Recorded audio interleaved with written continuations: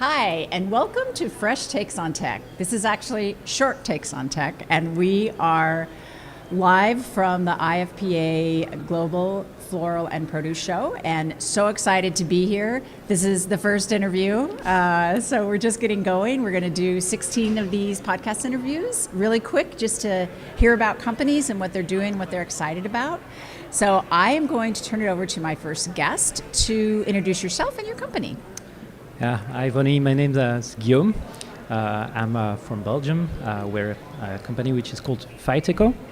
And we're actually R&D kind of company, so we are a biotech company, and we're developing new crop inputs that are fully bio-based. Very exciting. So you were in the Fresh Field Catalyst Accelerator program this year. The company was selected amongst many other companies to be a part of our program, which is a 6-month program. And tomorrow is the graduation, and the company will be finished. But I just wanted to hear about what that's been like for you, and how has it helped the company, and just some of your thoughts about the program. So maybe also we are a bit different than a lot of different participants from this program, because we're based in Europe. We started to be, let's say, commercial in Europe quite recently. Mm-hmm. And actually this program was for us the opportunity to learn a lot about the US. So the main task, the main objective for us was to get market access, understand better actually how the market is working here. We already have some previous experience, mostly in the Midwest or on the east side of the country. Mm-hmm. And so really this program really enabled us actually to understand really the West Coast agriculture, the high value crop system. Can we really, with our technology, come and really help some of the issue you are facing here? And what did you find out? Oh, plenty of things. No, it's quite different. Also, one big takeaway from Denis, which came instead of me for most of the workshops and everything linked to the accelerator, was actually that the market here is quite different from the one in Europe. The way it's organized, it's also different. It's not always the same kind of, let's say, things are not happening the same way. So they'll say behind it there are big corporates that could really lead to adoption of your product. So you can think about push and pull kind of marketing, getting in touch with, let's say the retail industry, the people that are actually selling food. That's a bit why also we're here. Compared to normally we're mostly into the crop input, I would say agrochemicals kind of industry. It's a bit different. Mm-hmm. So is it different in like how the product is used and adopted, like at the farm level, or is it more different in kind of the distribution and supply chain and collaboration? What are some of the or everything? Yeah, it's a good question because we're not really there. I mean, for Fiteco is quite a, let's say, upstream kind of company, if you want. Yeah. So we R&D manufacturer, and then we have, let's say, global distributors or seed Okay. companies. Our two main go-to-market strategy are the seed industry. So we partner up with big seed companies like big world leader seed companies, which are today selling the product in Europe, Africa, Eastern Europe, Ukraine, and maybe soon the US. And then distributor of another product, which is a folio spray, which is a bit more fit for this kind of market, for the fresh products. There actually we are working here in the US. We just signed a deal for distribution with Janssen's PMP, so it's a subsidiary of Johnson & Johnson, which is going to put our product on the market. But they are reselling the product to retailers and more local players. So you see that we are quite upfront. They act as it's not middlemen, but in some way we need this kind of company to, let's say, make some of the marketing, some of the proof also that the product is actually working on those kind of crops. And that was a work of around 2 years with them to see that it's working on citrus, on vineyards, on apple and different things, because initially our product was mainly on row crop and targeting hydric stress and things like that. So it's something that was developed the last 2 years. And it's very recent, this deal, so it's pretty in line with being here today. So that's pretty cool. That's great. Well, it's been great having you part of the program, and we have found, working with a number of companies from different countries, that is been a benefit. It's just kind of access and understanding of the market, and that's great for us because it brings more different kinds of technologies in. So if you were going to recommend the program to someone, say in Europe, are there companies that you think could get some sort of advantage out of being in the program? Well, clearly yes, but the first thing is that you need to want to come into the US market. That's the first thing. If that's your objective, then first it's a first point. But then it's true that we see that predominantly it's food industry related, so everybody in the food industry. But even for other companies that are developing new technology related to crops or crop inputs, honestly, it's a nice experience, and I would say our team really learned a lot, visiting even for us like Bayer Seminis, which is interesting to see how it's different or not from the plants we know in Europe. Having, let's say, contact with even Bonduelle, which is actually, let's say, European, but operation here, which are quite big and can also lead to a kind of adoption of the product on different ways. We've seen that there are some action in sustainability, different than the one in Europe. The way they address the point is a bit different sometimes. Say more about that. But I mean, from what I understood exactly, I wasn't in this meeting, but there are some clear KPIs that actually Bonduelle is, let's say, pushing towards, let's say, the producers. And that leads to adoption of better practices. In Europe, it's the same maybe on the potatoes industries and some big industries that are, let's say, I would call them consolidated in some way. But still, there's a big push in Europe from the public opinion and from the government, which is not the case so much here, I think. Interesting. It's a bit different, but that's my takeaway. It's not really... No, I think that's true. It was interesting, at the show in London, the World Agritech show in London, I noticed some of those differences too in the way people were responding to what they had to do, and more of government push type of thing. So. And that's a bit, I don't know if we really have the time, but that's a bit a specific thing, is that actually we have a quicker go-to-market here in the US. We are a European-based company. I think the US is more prone towards innovation, to letting new product on the market. You see that in GM crop, for instance. But in Europe, we are very, let's say, reluctant. From the moment it's new, from everything, we put a lot of legislation. And at the same time, we are, say, so about the environment and everything. And it's a duality which is a bit problematic, I think, in Europe for the moment. Yeah, I think especially since we're talking about gene editing and GM and some of those things, that it seems like the climate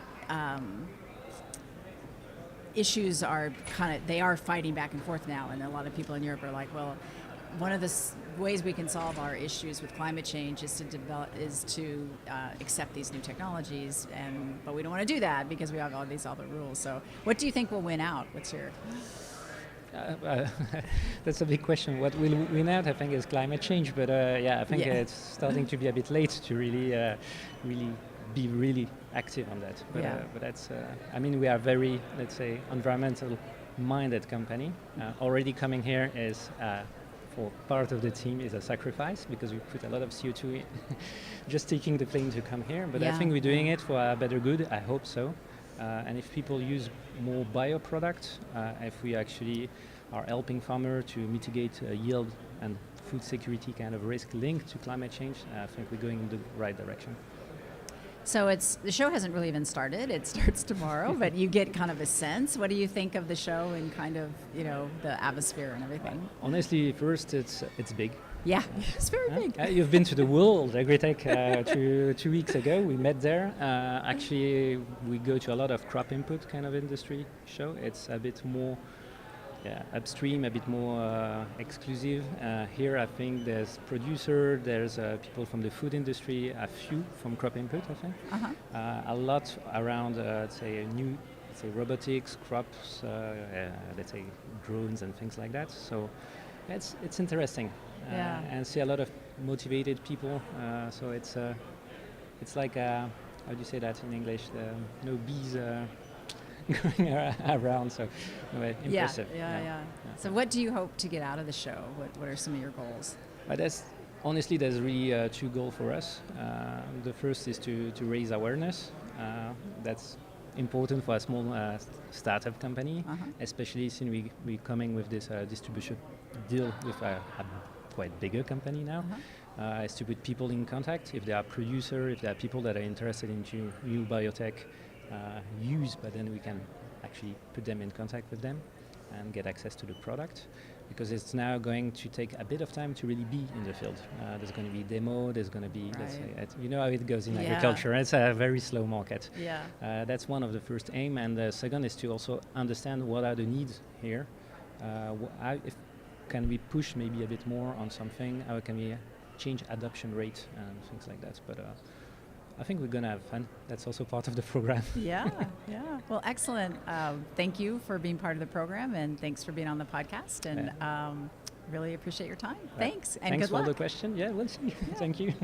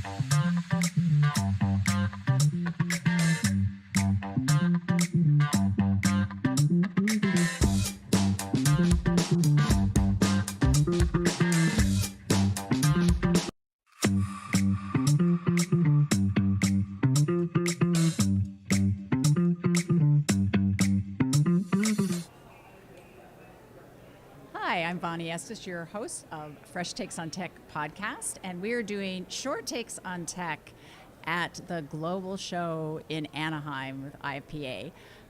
Very excited to have these short conversations with companies just to hear about innovation and what's going on and what the show is like. And so I want to tell a quick story before we jump into this one. So I just went outside the booth and I was talking to someone that was on the podcast last year. And so he came up to me and he goes, "Oh, I just wanted to tell you that I got an email through our website where someone said, I heard you last week on the podcast that you did at the global show last year in Orlando, and it was a guy named Mike, and I want to talk to that guy." And it turned out to be this amazing potential customer and he's got a meeting with her at the show. So you never know, who Wow, listens that's to an this. excellent story. I thought it was really All right, great. I hope we get one of those. I know, I know. So Brandon, I'm so happy to have you. Great to see you as always. And I'll turn it over to you to introduce yourself and your company. Yeah, great to be here. Thanks, Vonnie. Good to see you. So I'm the co-founder and CEO for Growers. We've built an AI-powered harvesting and analytics robot. And so today we have our systems operating in North America as well as the Netherlands in customer daily operations. Today we're picking greenhouse-grown cherry and grape tomatoes, actually faster than even people can pick it. And we've now been able to prove that we can also do cucumbers as well. Hey, so my statistic today at the on the panel I heard on podcasts that 90% of of snacking tomatoes are grown indoors. Do you know? Is there a source? I don't think there's a source for that one. I think that's a little too high. Okay. Yeah, which means it's great. There's a lot of room for growth. And you've seen the whole snacking tomato industry, I think really in the 2000s, didn't even exist.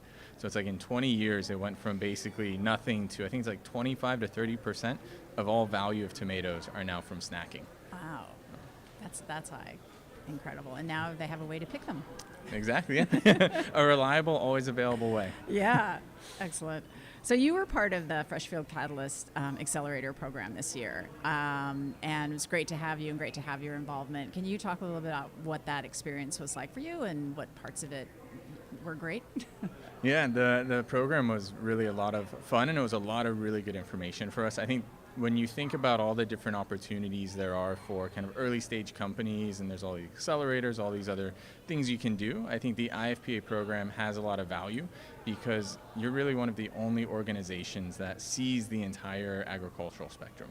And I think that was really unique for us is in the trips we got to do and all the different pieces of the industry as well as all the different types of crops that we got to visit in person was really informative for us to start to look broader outside of just kind of the greenhouse space where we began, because we always knew that the core technology we built was applicable to a lot more than just greenhouse. And so being able to meet some of these growers, see the crop in action, and understanding their pain points was very valuable to us in terms of informing product roadmap and just having a better understanding of the entire space.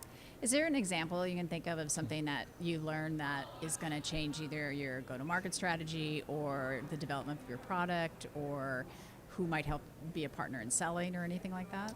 Yeah, so we had kind of an idea of what we thought could be possible in terms of how we wanted to take the direction of the product. We really foresee there's almost two different generations or two different versions of our core technology being applied in the field. For one is kind of more vertical grown crops. So when I say vertical, not vertical farming, but vertical as in like vertical planes, so kind of like orchards, vineyards, stuff like that. And the other one was horizontal, so looking at some of the horizontal aspects. And so horizontal could be cauliflower, melons, cilantro, basil. And so being able to go out into the farms, seeing, actually, I don't remember if we can tell the names, but seeing one of the growers that we saw was starting to trellis lemons. Was very informative because if you have a trellised vertical crop like they've done a lot in apples, that makes automation much easier. And so to see that being done in lemons was very interesting. And then on horizontal, seeing the cilantro farm and kind of how difficult it is to be able to do the harvesting. I remember you got quite excited about trying to solve that problem. Yep, being able to hop on the thing that they were testing and going through the ideas of how do you do the bunching. I think that was another interesting insight was for cilantro specifically, because you're really just cutting it and it's kind of a one pass. The aspect of harvesting is maybe not that challenging, but what is really challenging for them is the bunching. And being able to automatically bunch it was the big pain point for them. Yeah, I thought it was interesting. They had to cut the bottom off if it was kind of yellow or anything, and then getting it up and bunching it, and it was a total mess. It has not been solved. Nope, that is for sure, definitely, and they need it solved. They really are trying to figure that one out. So how would you think about that, just as yourself as a technology geek, and when you look at a problem like that, how do you think about solving something like that? Yeah, so there's always the part of me that I have to try to pull back and limit, because for me on the technology side, I see all the ways I can be done. It's like, oh yes, like this way, and want to immediately jump in and solve it. And then I think there's the other half of me when it comes to kind of investment, growing a company where there's a fixed amount of R&D in terms of money that we have to spend. So it's always the first understanding. And your focus. Yeah. Yes, yeah, we try very hard. I think that's one of our unique, aspects is we're very good at being focused on a problem, but keeping the general picture in mind so that way we're not over narrowing the technology. And so we can actually focus the business in a single kind of area to get traction, to really prove value. But in that design, we've done it in such a way that we can go to other crops very easily. And so for instance, we were going from tomatoes to cucumbers, we were able to leverage the same special AI perception model that we built. We leveraged the same architecture, and we just put in a new data set to train it. We also could re-leverage all the same hardware, and we just changed the gripper to now be able to do cucumbers instead of tomatoes. Oh, wow. So how many other different crops do you plan to go into as you grow, not right away? Yeah, so we have a list now, I think, of 15 different crops in greenhouse and outdoor. Kind of prioritize both on the problem statement that the growers have, the need, how hard it is to solve, and then also the opportunity kind of value that we could provide to them. So that's just the start, is the 15. I think the goal one day is you go into the grocery store and you walk through the produce aisle, and everything that is there to be bought, we would have had a hand in helping pick that or done some analytics to help increase the yields. Wow. So when you talk to growers, what is the major pain point? Is it labor that you're solving for, or what are the pain points, and why would they be interested in working with you? Yeah, but we found the number one pain point is labor. And the main aspect of labor, it's not what everyone kind of thinks about what you see in the news. It's not a matter of replacing labor. It's a matter of they can't find people to do the work they need. And many times what this means for the farm is they can't scale. And so many of these growers have the demand or the opportunity to produce more produce. They would be able to provide it to feed people more healthily, but they don't have the labor to be able to make that expansion possible. And so when they see our technology, it's really about augmenting. And so if today you can only do, these aren't exact numbers, but say, 50 acres and you needed 100 people to do those 50 acres, those same 100 people, you can now farm 150 acres. And so you can feed a lot more people a lot more efficiently. Oh, great. So I know the show hasn't really been started. The floor isn't open yet, but what do you think so far of just being here and kind of the buzz? Yeah, it's exciting. I think this is my co-founder's first time at the show. And he made a very kind of, I think, great comment on you're almost like it's in your grocery store. Like you're walking through and everyone has the shelves. It's like everyone has their own presentation of the product, and you're kind of looking at all the different grocery aisles in a way. That's very cool. And that'll be even more so tomorrow when they're all filled. Yep, and then you can actually sample it and you can kind of buy at the grocery store. Exactly. No, it's such a sensory overload, the show. I love it.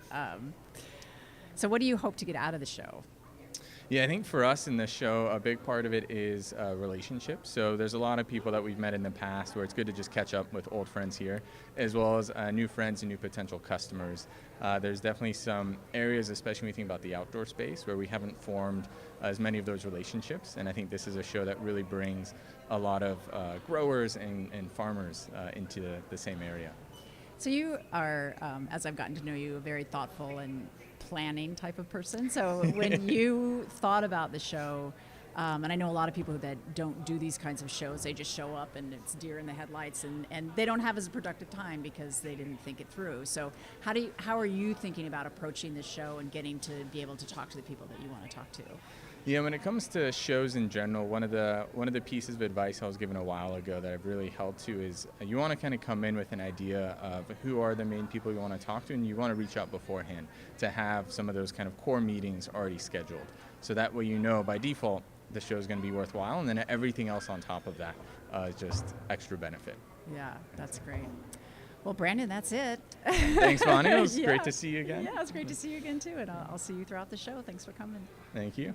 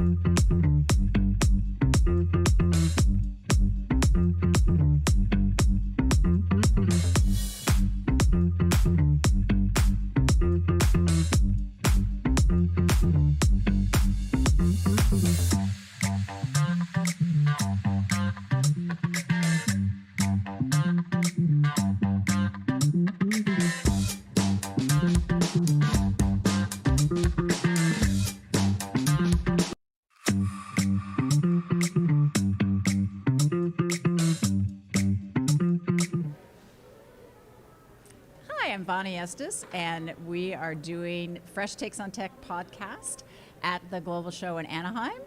And I'm really excited to have a number of people that were in the Freshfield Catalyst Accelerator this year, and Julian is another one that was in the Catalyst. So really excited to have you here, and why don't you tell us about yourself and about your company and your products and what you're working on. Yeah, very happy to be here, and nice to see you again, Vonnie. So my name's Julian, I'm the lead data scientist at Garden, and what we're trying to do at Garden is pioneer an entirely new way of growing that's based around the plant, and it's growing driven by the plant. And what I mean by that is we've made a sensor that measures the photosynthetic efficiency of plants in real time, and we're using an affordable sensor that's a first of its kind that allows us to deploy this sensor in commercial greenhouses, and it gives feedback to the growers instantaneously over how healthy their plants are. And they then use that to understand how best to control their climate in indoor farming to improve the plant's efficiency to grow. So is it on an app or is it a dashboard or what? Yeah, so we have the sensor here, which is the hardware that we install in a greenhouse or indoor farm of any kind. And it uses computer vision to autonomously find plants to measure, and then it sends out a light pulse. And based on the plant response, we'll understand how efficiently it's photosynthesizing. We then process that data in the cloud and get insights that we then show to the grower through a software, and they then use our platform to help drive their decision making. So it's hardware-enabled software. So is it different for different kinds of crops, or is it's pretty steady across different kinds of crops? Yeah, so one of the kind of magical things about the technique that we're using, which is called chlorophyll fluorescence, is that it works for basically any species because we're just measuring chlorophyll. And so anything that photosynthesizes has chlorophyll and reacts in the same way. And it's kind of remarkable. There's basically a specific number at which a healthy plant will photosynthesize, and that's common across all species. And so we can use the same data and the same analytics to drive the decision making regardless of what species you're using. Huh, fascinating. What species have you been working on predominantly? Yeah, so we've established ourselves in a number of different species, lettuce, tomatoes, a lot of leafy greens, strawberries.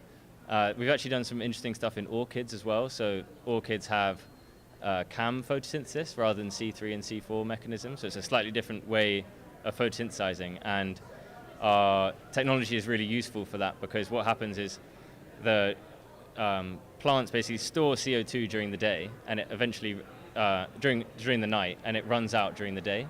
And we can find the specific point at which it runs out, And at that point, the growers then need to increase the shading, increase the CO2 concentration. And we know the exact minute when that happens, and before they had no idea and they're just guessing. And so that's how we're trying to really change the mindset of growers, where they're not basing their actions on experience, they're using actual data from the plant to say, this is what it needs right now. That's fascinating. So how many of these sensors does an operation need? Yeah, so we typically will have a sample of sensors in a greenhouse. So typically we say about 3 in a hectare. And that allows us to sample hundreds of plants, hundreds of leaves in the area that a grower will typically make a decision. So they might change the temperature or the humidity or the irrigation on around like a hectare level. So are you, where are you commercial? Have you commercialized in the UK or? Yeah, so we've established ourselves in the UK and Europe. So the Netherlands is obviously a leader in indoor glasshouse horticulture. So we've been there a lot. We have customers there in France as well. And now through the IFPA, that's helped us sort of break into North America. So that's what we're doing now. And yes, what we're really excited about this show is to keep driving that forward. Yeah. Great lead into my next question. So tell us a little bit about your experience in the accelerator and what did you like about it and what kinds of things did you learn that you were able to apply to your business? Yeah, it's been really great. The immersion week was awesome. I don't come from an agricultural background, and so just seeing the whole value chain from start to finish was invaluable in just understanding where the different like areas of value are in agriculture and in fresh produce. And also I have an amazing mentor, so he's really helped us develop our value proposition, and he has that, you know, really deep knowledge of the sector. I think he's worked in it his entire career. That has brought a huge amount to our company in terms of deciding pricing structures and value propositions and value creation. Yeah, so that's great. That's been great. Yeah, it's interesting just to see the differences between the different areas. Are you selling through a distributor in Europe, or are you selling direct? Or so we do both. We've done direct sales, but it's definitely very hard, very time consuming.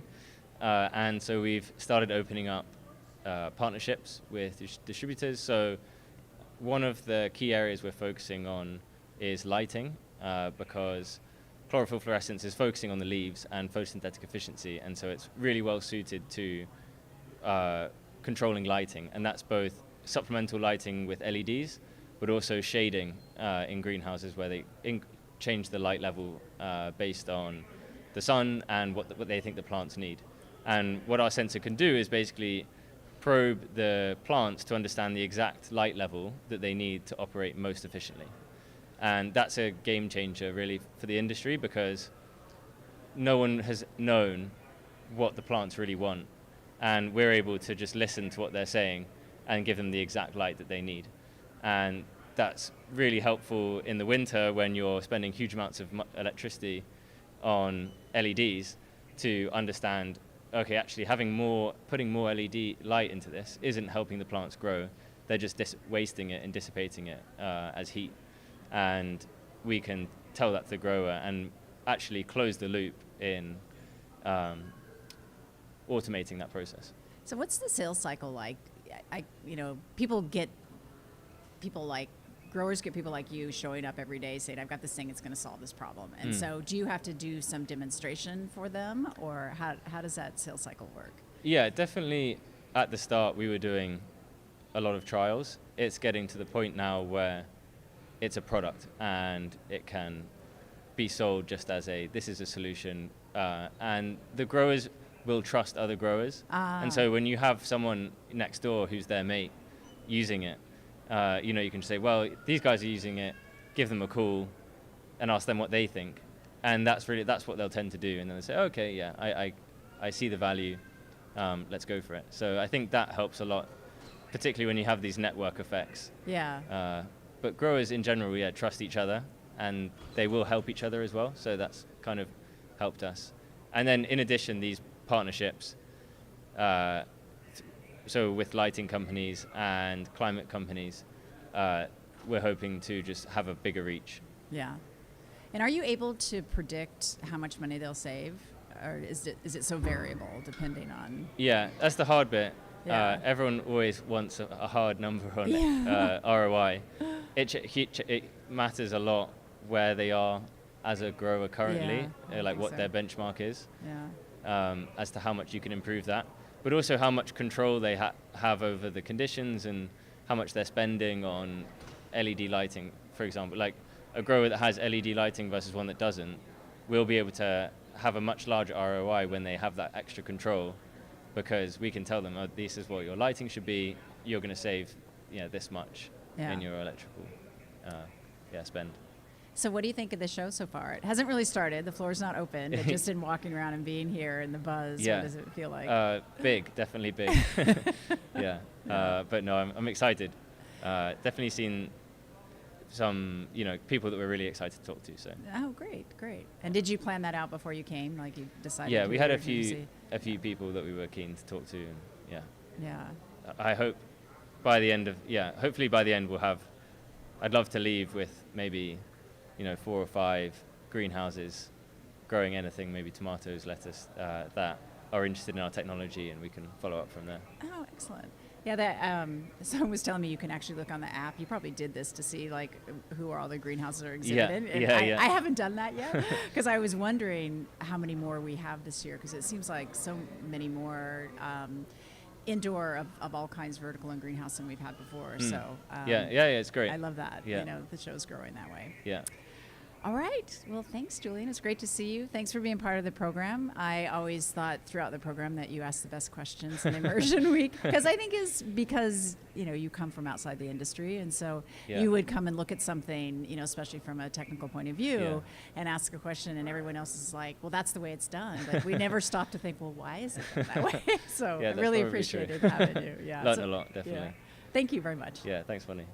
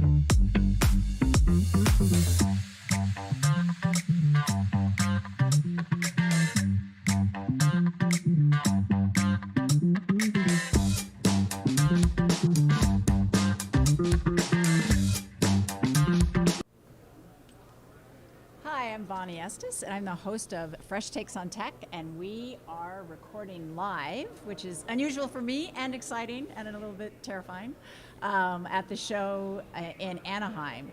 And I'm really happy to talk to our next guest, who was another person in our Freshfield Catalyst Accelerator.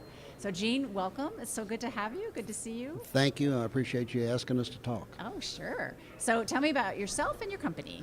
My background is basically, I've been in the food industry since 1977 in production and management of product development and things like that.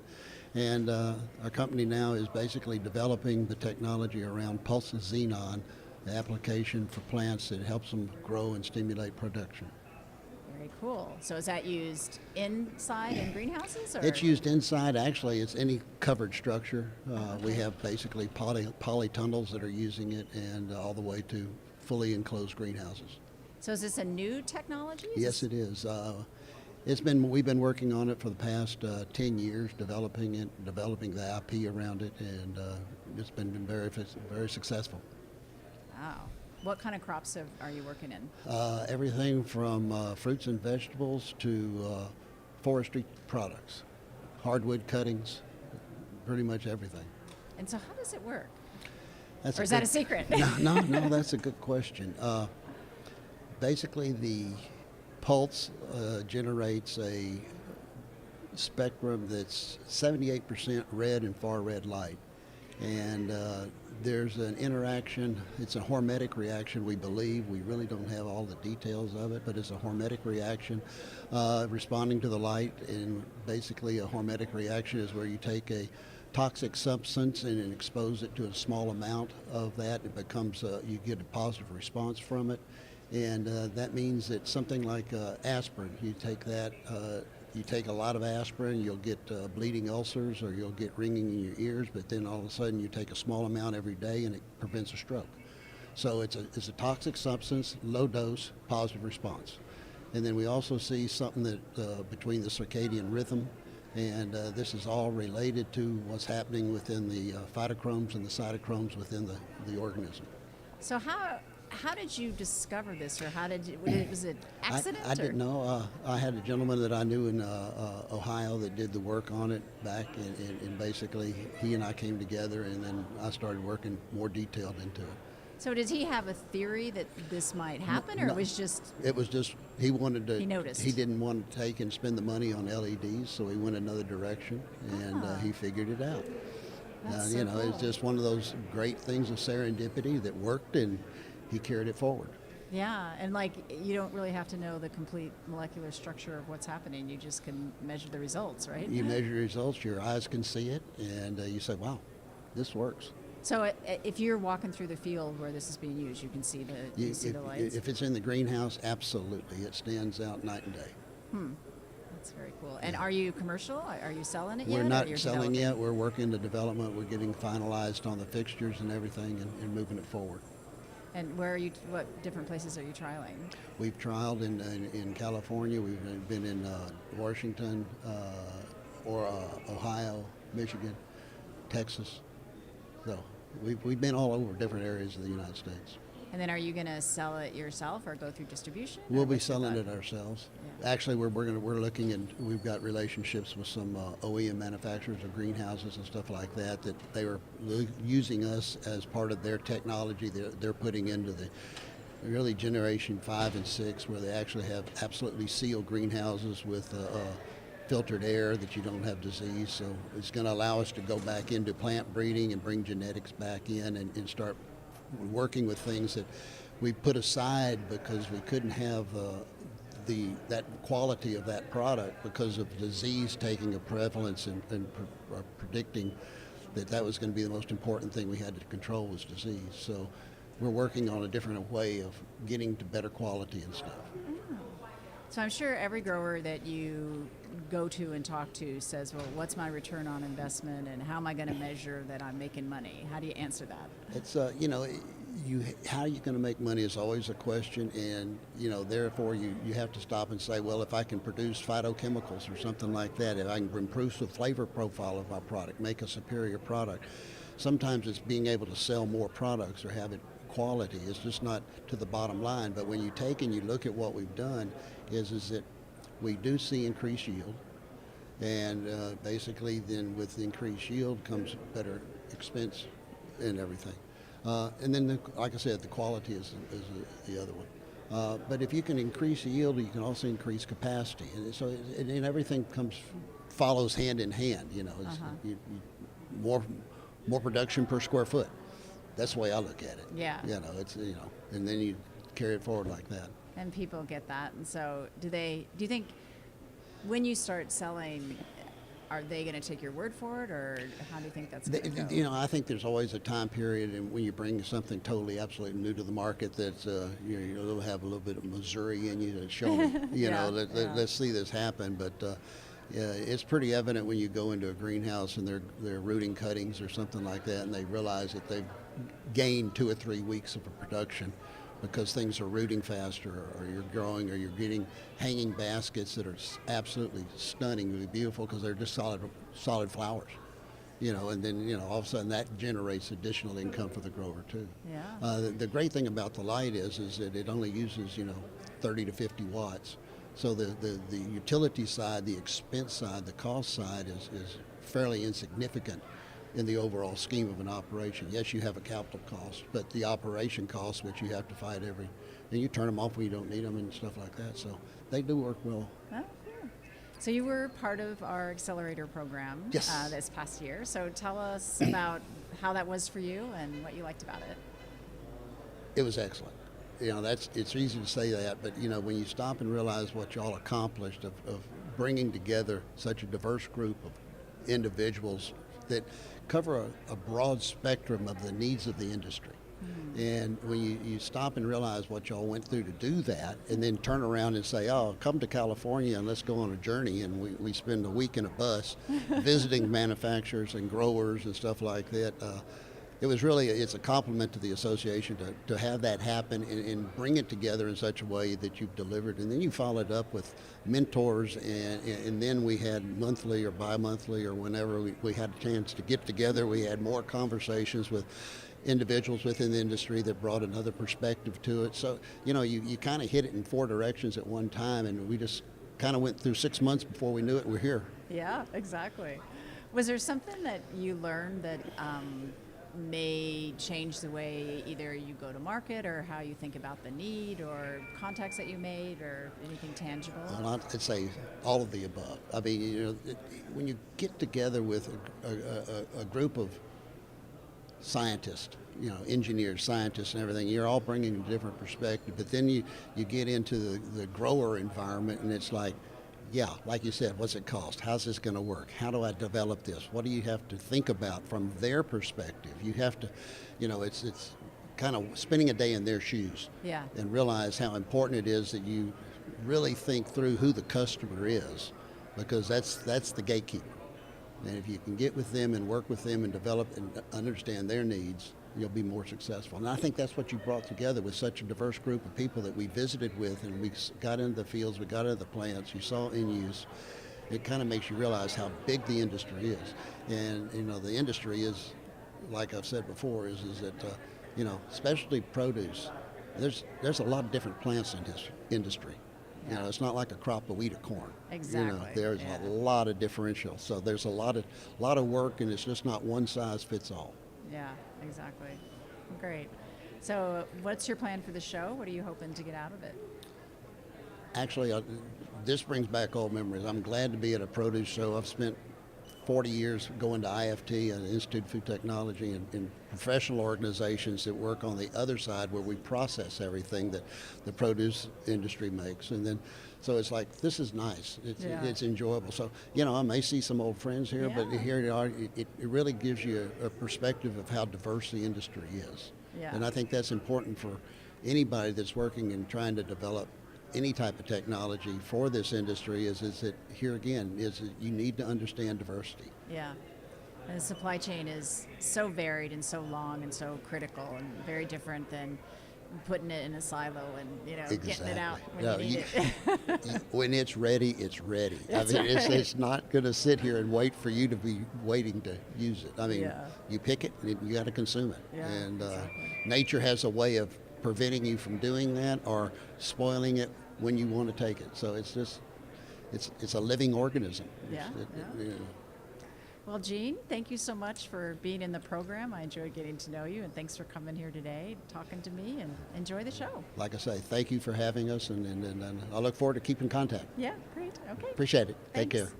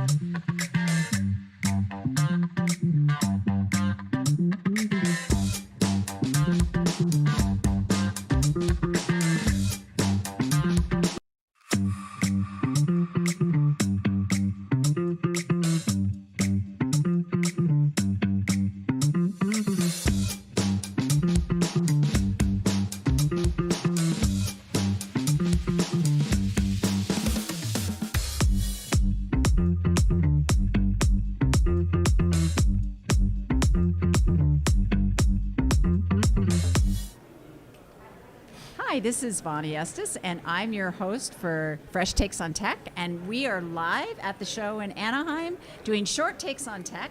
And I have AgriFresh with me here today, and really excited to have you guys at the show and hear a little bit more about the company and what you're working on. So, Amy, let's start with you and just tell me about yourself and about the company. Absolutely. Thanks, Vonnie. We're excited to be here. This is actually my second time at IFPA, so I'm excited. Love Was this last show. year the first? The first for me, For not you, for yeah. AgriFresh. Right, yeah. So who am I? My name is Amy Tranzillo. I'm the Global Head of Marketing for AgriFresh. Who is AgriFresh? We're the leaders in what we call post-harvest solution space. So what that means is every single piece of fruit that leaves the tree or gets picked from the bush actually goes through a process before it gets to the retailer. And we actually have a number of different solutions to ensure that each one of those pieces of fruit ensures freshness and quality as it moves through the supply chain, whether it be storage, reduction of or minimizing water loss in citrus, as well as preventing any fungal decay that happens along the way. Great. Ethan, you want to tell us about yourself and what you're working on? Yeah, most definitely. Thanks for allowing us to be on here, Vonnie. I'm Ethan Myers. I'm the Digital and Data Global Manager right now. You reminded us that my colleague Kim Bowie was on the show earlier. Yeah. Great podcast there. I specifically work on our digital and data products. I'll start with our flagship product, Fresh Cloud Inspection. It's been in the market now, I'd say full-time, fully launched for about 2 years. Really focused on that kind of integrated quality digital output, arming our customers with, I'd say, that kind of data that they need to make important, critical decisions, the most important part, in real time. So this is kind of a different product for AgriFresh, right? This is very different from your other line of products, equally important, but really a new thing. Yeah, so I think that one of the things that makes us really differentiated from some of our other folks in the post-harvest space is that we actually have a full portfolio. So we have a number of different solutions. So whether it be allowing an apple to be stored in its maximum quality, we also have solutions on the pack line, again, that help reduce the loss of moisture. And what Fresh Cloud actually does is actually allows that sort of thread underneath so that it gives our customers a way to actually tie together all of the things that are happening in the post-harvest space. And every piece of produce, we actually heard a couple of hours ago around the quality inspection. Every piece of produce has to go through quality inspection. And most of that is actually done by hand right now. And what we're really bringing to the table is not only how is that fruit and that quality being managed throughout, so that could be with solutions, whether it be Smart Fresh or ethylene management or coatings. That's a treatment, if you will. But the actual insights that come with, like, okay, what is that piece of fruit? What are the specs that it's meeting? How is it doing in storage? All of these different things that were previously maybe done by hand or recorded on Excel spreadsheets now can be entered into our Fresh Cloud system and then put to the cloud, pulled together and actually spit out some real insights that our customers can make real-time decisions on, i.e., is that packed fruit ready to go to a retailer? Has it met the quality specs in terms of freshness, firmness, all of these kinds of things? So Ethan's been really instrumental, and he can talk to this around helping our customers not only implement our quality inspection system, but also really what do you do with the data and what does it mean? So I think Ethan can touch on that a little bit. Yeah, it's fascinating to see. So historically, our business, we have people at our customers' warehouses, pack houses, seeing the quality process live in action. We'll see it maybe in Excel on pen and paper, and we can see all the inefficiencies from one to the other, but there's no one really in the industry saying, hey, have you guys thought about doing it this other way? Have you thought about tracking this specific parameter? And a lot of times the customers, they don't really know what to do next, right? They know that data is important, but they don't know how to leverage it. And that's exactly how this kind of evolution of Fresh Cloud came into place, because we had this this consultative service, these industry experts seeing how people were doing things. And at the end of the day, AgroFresh in general, we want a better product out there for consumers to enjoy, right? So I think that's kind of how the process started. And as we've gone along that, we've noticed, to Amy's points, we see hundreds of inspectors how they grade different pieces of fruit. And it's kind of subjective in some cases. Like, sure, you can look and see a piece of fruit and yes, it is bruised, but how bruised is it? What is the scale of that? And everyone grades it differently. Similarly, specifically with apples and starch, sometimes it's like reading a Rorschach test, right? It's different from every person. So we've tried to kind of standardize that and have the system have a backbone of what that retailer spec is. And so when a customer does a quality inspection, maybe at shipping, maybe at packing, our system can tell them, hey, you can ship it to these two, 3 retailers, but you shouldn't send it to these other ones because you're not going to meet spec. And we can give them that alert ahead of time before it gets to the customer or to the retailer, and then it gets rejected. That's a worst case scenario, and that's what we try and avoid. Yeah, that's like been one, when I talk to customers, they're like, hey, you have great products, great solutions. They help keep our, apples in storage and maintain that quality. But, one of my biggest challenges is like, I sent a whole load of fruit to retailer Y or X and they rejected it. And I can't figure out why. And I have to, go through reams and reams of Excel and everything else. With our system, actually, we've been able to digitize that. So not only can we prevent it from happening, as Ethan said, but we can also have some traceability. So if it does happen, right, it could. If it does happen, we can say, hey, there's an opportunity to just click a button, say, all right, that load of fruit had X, Y, and Z. We get it. This is where, in the supply chain, it had a defect or whatever, and we can identify it. So, the best thing is to identify where these pain points are so that you can fix them. Yeah. Right? Because sometimes it could not be the pack house's fault. Could have been the truck, could have been, before it got there, all of these kinds of things. What's the sales cycle for something like this? Do people audit? I'm sure there's customers that you have worked with in development and that's easy, but when you go into someone you don't know, do they get it immediately, how important the data is? And I think kind of innately everyone knows that it's important, but when you've been doing something for decades and decades, it's like, hey, I have my solution, it works, sure, like prove to me that you're going to make us money back, right? And that's one of the key points in our selling cycle, that we are more mature, we do have more customers providing us feedback.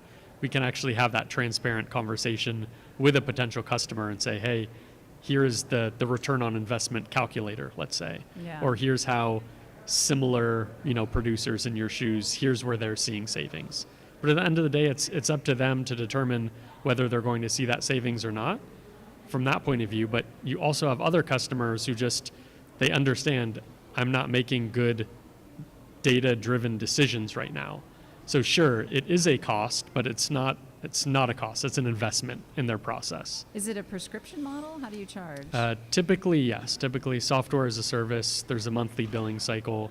But I think the advantage that we do have, knowing that we do have a lot of products as AgroFresh, is that we can bundle these products together and include things maybe with your SmartFresh sale or with your Harvista sale. So I think at the end of the day, we're not just out strictly to sell this in isolation by itself. We're still AgroFresh, it's AgroFresh backed, and we do have a portfolio to sell along with it. Yeah, and one of the things, we just, on our YouTube channel, we just have a customer testimonial from Star Ranch, and one of the key things that they said is, hey, we love working with AgroFresh because you guys know fruit. Yeah. So there's a lot of tech companies out there. Every time you turn around, there's a new app, right? And we know that. You have a podcast about it. Like, we love that, right? And tech is so important. We heard AI this morning, a conversation around that. And one of the key differentiators is we've been in this industry for 20 years. And in fact, we've also partnered with a number of companies over the years, and it increased bought a company or acquired a company just recently. They've been in the industry for 40 years. Yeah, so they're in table grapes. And the cool thing about not only Fresh Club, but a number of our solutions is they're crop agnostic. So, every piece of fruit is going to have a challenge in the supply chain, whether it be over ripening, fungus challenge, or just purely losing moisture due to weather changes and supply chain issues, breaks in the cold chain. And so our solutions can really work across all different crops. And Fresh Cloud, we say it's always crop agnostic, because every piece of fruit needs a quality inspection. Yeah, exactly. Right? And to make those decisions. And you want to work with suppliers that actually understand the supply chain and what are the challenges of those fruits as they move through. Right? I mean, this is really key to our success, frankly. Excellent. So what do you hope to get out of the show? You want to start, Amy? Yeah, I mean, look, I love this show. I'm part of the Women's Fresh Perspectives Committee on IFPA, and our CEO is on the board, so we're really supportive of the association, and we understand the importance of just partnership across. We're, in the end, we're one cog in the grand wheel of providing fresh fruit to consumers, right? So we get that, and I think one of the things that we really look forward to here is to making those connections throughout the supply chain. We've sometimes only just talked to pack houses, but a show like this, we can actually expand our network to talk to retailers, to packaging suppliers, to distribution and wholesale. So for us, that is like one goal, is how do we expand our network, because the supply chain is shortening. Mm-hmm. And those relationships and being able to sort of like build the bridge across. And we have a huge business in Latin America. We know there's a huge Latin American audience here. Many of the fruit that's coming into the U.S. has a lot of our products on it. So again, making those connections is really one key aspect for us. And Good. All right. Amy and Ethan, thank you so much for being on the show. No That was worries. great. Thank you, Vonnie. Thank you.